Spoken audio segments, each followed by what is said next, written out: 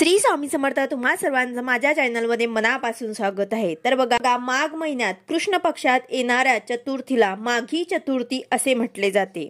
12 महिन्यात येणाऱ्या चतुर्थीपैकी ही सर्वात मोठी चतुर्थी समजली जाते। हा दिवस गणेश देवांच्या आराधना आणि पूजा अर्चना करण्याचा असतो। तर बघा, 13 फेब्रुवारी 2024 वार मंगळवार आहे आणि त्यातल्या त्यात गणेश जयंती आहे आणि त्यालाच विनायक चतुर्थी वा तिलकंत चतुर्थी असे सुद्धा म्हटलं जातं। गणपती बाप्पांनी माघ शुक्ल जयंती या दिवशी धुंडीराज स्वरूपात रूप धारण केलं होतं। या दिवशी गणेशाने नरांतक राक्षसाला ठार मारले, त्यासाठी त्यांनी कश्यपाच्या पोटी विनायक नावाने अवतार घेतला, म्हणून ही माघी गणेश जयंती म्हणून सर्वत्र साजरी केली जाते। गणपती बाप्पा हे सर्वांचे लाडके आहेत, विघ्नहर्ता आहेत, बुद्धीचे देवता आहेत। हा दिवस खूप शुभ आहे। ज्या काही सेवा मी तुम्हाला सांगणार आहे किंवा उपाय जे मी तुम्हाला सांगणार आहे, आवर्जून तुम्हाला या दिवशी करायचे आहे। त्याचबरोबर आपल्याला हा एक नैवेद्य सुद्धा दाखवायचा आहे। पूजा कशी करायची आहे याबद्दलची संपूर्ण माहिती मी तुम्हाला आजच्या व्हिडिओमध्ये सांगणार आहे। व्हिडिओ पूर्ण बघा, जेणेकरून तुम्हाला संपूर्ण माहिती मिळेल। जर तुम्ही चॅनलवर नवीन असाल तर चॅनलला सबस्क्राइब करायला मात्र विसरू नका आणि व्हिडिओला लाईक करायला मात्र विसरू नका। बघा, या दिवशी सकाळी लवकर उठून स्नान वगैरे आटपून सगळ्यांच्या घरात गणपती बाप्पांची मूर्ती असेलच, तर आपल्या सर्वांच्या घरात असलेल्या गणपती बाप्पांच्या मूर्तीवर आपल्याला अभिषेक करायचा आहे। तर आपल्याला अभिषेक करताना गणपती अथर्वशीर्षाचे पठण करायचे आहे। आपण अभिषेक करताना पंचामृताने सुद्धा अभिषेक करू शकतो किंवा मग शुद्ध पाण्याने सुद्धा अभिषेक करू शकतो। जसं आपण चतुर्थीला करतो त्याच पद्धतीने आपल्याला करायचं आहे। एक तांबण घ्यायचं आहे, त्यामध्ये आपल्याला आपल्या देवघरातील गणपती बाप्पांची मूर्ती ठेवायची आहे। गणपती बाप्पांवरती आपल्याला गणपती अथर्वशीर्षाचे पठण करत शुद्ध पाण्याने मग पंचामृताने परत शुद्ध पाण्याने आपल्याला अभिषेक करायचा आहे। किंवा मग ज्यांना गणपती अथर्वशीर्षाचे पठण करता येत नसेल त्यांनी साधारण ओम गण गणपते नमः या मंत्राचा जप केला तरी सुद्धा चालेल। तर आपल्याला अशा प्रकारे पंचामृताने शुद्ध पाण्याने अभिषेक करायचा आहे। यानंतर आता ह्या तीर्थाचे काय करायचे, तर हे तीर्थ अर्थात आपल्या घरातल्या लहान मुलांना तसेच सर्वांनी थोडं थोडं प्राशन करायचं आहे। कारण गणपती बाप्पा हे बुद्धीचे देवता आहे आणि बुद्धीची गरज हे सर्वांनाच असते। तर आपल्या लहान मुलांसोबत सर्वांनी सुद्धा हे तीर्थ प्राशन करायचं आहे। त्यानंतर गणपती बाप्पांची मूर्ती स्वच्छ पुसून आपल्याला जागेवर ठेवून त्यांना हळदी कुंकू अक्षता फुलं वाहायची आहे। वस्त्र असेल तर वस्त्र आपल्याला परिधान करायचे आहे। कापसाचे वस्त्र असेल तर ते आपल्याला त्यांना अर्पण करायचे आहे। त्याचबरोबर गणपती बाप्पांचे आवडती वस्तू आपल्याला या दिवशी अर्पण करायची आहे, ते म्हणजेच आपल्याला लाल जास्वंदाचे फूल आपल्याला गणपती बाप्पांना आवर्जून अर्पण करायचे आहे। दुर्वा आपल्याला गणपती बाप्पांना अर्पण करायचे आहे। त्याचबरोबर धूप दीप ओवाळून अशा प्रकारे आपल्याला पंचोपचार पूजन करायचे आहे।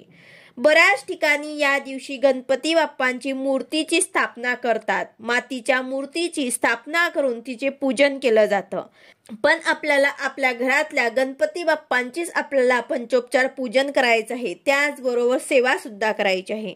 त्याचबरोबर या दिवशी नैवेद्यामध्ये तुम्हाला तिळापासून बनवलेले पदार्थ, तीळ गुळाचे लाडू किंवा मोदक यांचा नैवेद्य आपल्याला आवर्जून दाखवायचा आहे।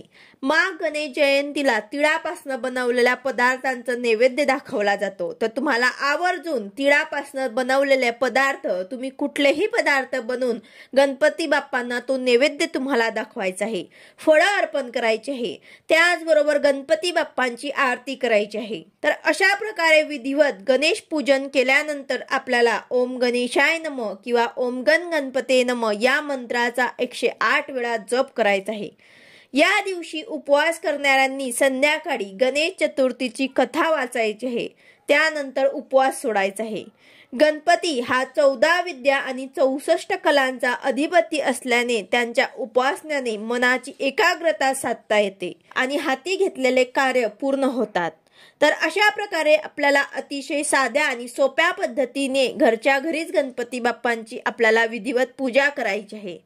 यानंतर या दिवशी एक प्रभावी उपाय आपल्याला करायचा आहे, तो म्हणजे गणपती बाप्पांना 21 दुर्वा आपल्याला अर्पण करायचे आहे।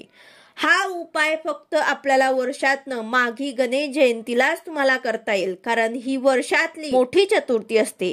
म्हणून या दिवशी आवर्जून हा उपाय करायला तुम्हाला विसरायचं नाही आहे. तुमची जी काही इच्छा असेल, तुमच्या मुलांच्या बाबतीत असेल, अभ्यासात त्यांची प्रगती व्हावी किंवा मग कुठलीही तुमची दुसरी काही इच्छा असेल ते नक्कीच पूर्ण होईल. तर बघा, या दिवशी 21 दुर्वा आपल्याला गणपती बाप्पांना अर्पण करायचे आहे, कारण मातृदेवता 21 असल्यामुळे 21 दुर्वा या दिवशी वाहतात आणि गणपती हा मातृप्रिय आहे, त्यामुळेच त्याला 21 दुर्वा वाहतात असे म्हटले जाते. तर तुम्हाला 21 दुर्वांच्या 21 जुड्या घेऊन ते गणपती बाप्पांना अर्पण करायचे आहे. 21 ची एक जुडी बनवायची आहे, परत 21 ची एक जुडी बनवायची, अशा तुम्हाला 21च्या 21 जुड्या बनवायच्या आहे. आणि एक जुडी हातात घेऊन गणपती अथर्व शीर्षाचे एक वेळा पठण करायचे आहे. त्या जुडीला तुम्हाला हळदी कुंकू वाहून आपल्या उजव्या हातामध्ये घेऊन तुम्हाला गणपती अथर्व शीर्षाचे पठण करायचे आहे. त्यानंतर जे देठ आहे ते गणपती बाप्पांकडे येईल, अशा प्रकारे तुम्हाला गणपती बाप्पांच्या चरणी ते अर्पण करायचे आहे. तसेच दुसरी जुडी तुम्हाला हातात पकडून हळदी कुंकू त्या जुडीला व्हायचे आहे. परत तुम्हाला गणपती अथर्व शीर्षाचे पठण करायचे आहे आणि जुडीचं जे डेट आहे ते गणपती बाप्पांकडे येईल, अशा प्रकारे तुम्हाला गणपती बाप्पांच्या चरणी अर्पण करायचे आहे. असं करत तुम्हाला 21 जुड्या ज्या आहे ते 21 वेळा गणपती अथर्व शीर्षाचे पठण करत तुम्हाला गणपती बाप्पांच्या चरणी अर्पण करायचे आहे. अतिशय प्रभावी उपाय आहे, तुम्ही करून बघा. तुमच्या मुलांच्या अभ्यासामध्ये सुद्धा प्रगती होईल आणि जे काही तुमचे अडलेले कामं आहेत ते सुद्धा मार्गी लागतील. हा उपाय तुम्ही तुमच्या मुलांकडनं सुद्धा करून घेऊ शकता. जर तुमची मुलं मोठे असतील तर त्यांच्याकडनं सुद्धा तुम्ही हा उपाय करून घेऊ शकता. त्यांच्या बुद्धीमध्ये वाढ होईल, अभ्यासात प्रगती होईल. तर अशा प्रकारे तुम्हाला हा उपाय आवर्जून करायचा आहे. त्याचबरोबर तुमच्या जवळ जर गणपती बाप्पांचं मंदिर असेल तर तिथे सुद्धा जाऊन गणपती बाप्पांची विधिवत पूजा करायची आहे. त्यांना तीळ गुळाचा नैवेद्य तुम्हाला दाखवायचा आहे. तुमच्या मुलांना घेऊन जा, तिथे सुद्धा त्यांच्याकडनं पूजा करून घ्या, कारण या दिवशी जे काही आपण सेवा आणि उपाय करणार त्याचे फळ आपल्याला नक्कीच मिळेल. कारण गणेश लहरी ज्या दिवशी प्रथम पृथ्वीवर आल्या, म्हणजे ज्या दिवशी गणेश जन्म झाला तो दिवस होता माघ शुद्ध चतुर्थी. तेव्हापासून गणपतीचा आणि चतुर्थीचा संबंध जोडला गेला. ही चतुर्थी श्री गणेश जयंती म्हणून साजरी केली जाते. या तिथीचे विशिष्ट महत्व आहे. या तिथीला गणेशाचे तत्व जे आहे ते नेहमीच्या तुलनेत 1 सहस्त्रपटीने कार्यरत असतात. गणपतीचे 3 अवतार मानण्यात येतात. या तिन्ही अवतारांचे जन्मदिवस जे आहे ते वेगवेगळे आहेत. पहिला वैशाख पौर्णिमेच्या पुष्टीपती विनायक जयंतीचा दिवस, दुसरा भाद्रपद शुक्ल चतुर्थीचा पार्थिव गणेश जन्मदिवस आणि तिसरा माघ शुक्ल चतुर्थीचा श्री गणेश जयंतीचा दिवस. भाद्रपद महिन्यातील चतुर्थीच्या दिवशी गणपती बाप्पांची पूजा केल्यानंतर गणपतींना उकडीच्या मोदकांचा नैवेद्य दाखवला जातो. तर माघी गणेश चतुर्थीला गणपती बाप्पांना तिळाच्या लाडवांचा नैवेद्य दाखवण्याची प्रथा आहे. म्हणूनच माघी गणेश जयंती ही तिळकुंद चतुर्थी म्हणून सुद्धा ओळखली जाते.